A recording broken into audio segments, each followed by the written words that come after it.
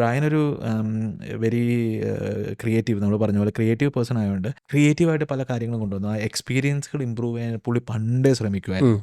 അതായത് എങ്ങനെയാണ് ആൾക്കാർ ആ ഒരു സ്റ്റേയിങ്ങും ആ ഒരു ഡേ ഓർ നൈറ്റ് ആ ഒരു എക്സ്പീരിയൻസ് എങ്ങനെയാണ് എങ്ങനെ ശരിയാക്കാന്നുള്ളത് ഇത് ചെയ്യായിരുന്നു. കാരണം അതൊരു കീ തിങ് ആണ്.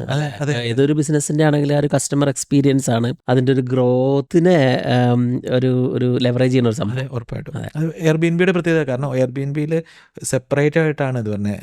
How was the stay, how was check in, how was your each step നമ്മൾ റിവ്യൂ ചെയ്യുമ്പോൾ കാരണം they are very invested in that. അവിടുന്ന് അവർ കുറെ ട്രൈ ചെയ്തിരുന്നുണ്ട്. അപ്പോൾ ഇവർക്ക് ബിസിനസ് ഭയങ്കര ഡെപ്തിലായി.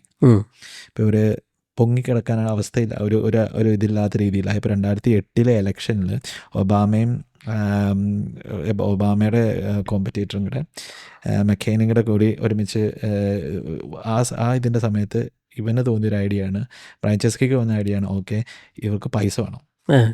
എങ്ങനെ പൈസ ഉണ്ടായിരുന്നെന്ന് വെച്ചാൽ ഇവർ ഒരു ബ്രേക്ക്ഫാസ്റ്റ് സീരിയൽ ക്രിയേറ്റ് ചെയ്തു.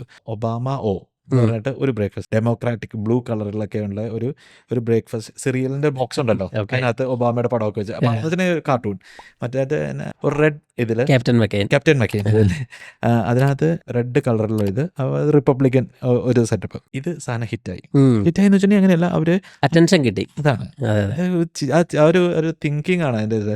അപ്പൊ ഇതിന് $40 പെർ പാക്ക് ആയിരുന്നു.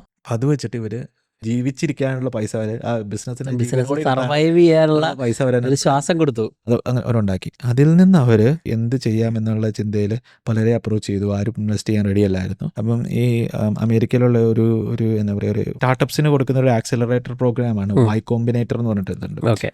ആ ഇതിനകത്ത് അതിന്റെ ഫൗണ്ടർ ഇവരുടെ ഈ കൺസെപ്റ്റ് ഇഷ്ടപ്പെട്ടില്ല. എയർബിഎൻബി കൺസെപ്റ്റ് അവർക്ക് ഇഷ്ടമായി, പുള്ളിക്കാരന് ഇഷ്ടമായി. ക്രിയേറ്റിവിറ്റി സൈഡ് ആ ഒരു പാക്കറ്റിൽ അങ്ങനെ ഒരു റെപ്രസെന്റ് ചെയ്ത് കൊണ്ടുവന്നത് അയാൾക്ക് ഇഷ്ടപ്പെട്ടു. ആ ഇതിനെ വെച്ചിട്ട് ഇവർ മുന്നോട്ട് ഇവരെ ആ ഒരു പ്രോഗ്രാമാണ് കേട്ടോ. ആ പ്രോഗ്രാമിലേക്ക് ഇവരെ ഇത് ചെയ്തു. അപ്പോൾ അവർക്ക് $20,000 സീഡ് ഇൻവെസ്റ്റ്മെന്റും കിട്ടി. അതിനകത്തുനിന്ന് ഇനീഷ്യലി അവർക്ക് പൈസ കിട്ടി. 6% സ്റ്റേക്ക് ഇവർക്ക് കൊടുക്കേണ്ടി വന്നു. ആ പൈസ വെച്ചിട്ട് അവർ ആ പ്രോഗ്രാമിലൂടെ ഫുൾ പോയി. അപ്പോൾ അതിനകത്ത് അവർ പഠിച്ചു എങ്ങനെ അത് പഠിപ്പിക്കുന്നതാണ്, മാർക്കറ്റിംഗ് എങ്ങനെയാണ്, ഇൻവെസ്റ്റ്മെന്റ് എങ്ങനെയാണ് ഇത് ചെയ്യുന്നത് എന്നുള്ള കാര്യങ്ങളൊക്കെയാണ് പഠിപ്പിക്കുന്നത്. അതിന്റെ end of that A demo day. അതാണ് ആ പ്രോഗ്രാം എൻഡ് ചെയ്യുന്നത്. ആ ഡെമോ ഡേയിൽ കോമ്പിനേറ്ററിന്റെ പ്രോഗ്രാം എൻഡ് ചെയ്യുന്നത്. ആ എൻഡ് അവർ നന്നായിട്ട് യൂട്ടിലൈസ് ചെയ്ത് നന്നായിട്ട് പുഷ് ചെയ്ത് കഴിഞ്ഞപ്പോൾ അവർക്ക് ഇൻവെസ്റ്റ്മെന്റ് കിട്ടി. അവിടുന്ന് അവർക്ക് ആ പീരീഡ് കൊണ്ട് പഠിച്ചു എങ്ങനെയാണ് പ്രോപ്പർലി ഒരു ബിസിനസ് ചെയ്യേണ്ടതെന്നുള്ളത്. അതെ, അതാണ് അത് പഠിക്കുകയും ചെയ്തു, അവർ യൂട്ടിലൈസ് ചെയ്യുകയും ചെയ്തു.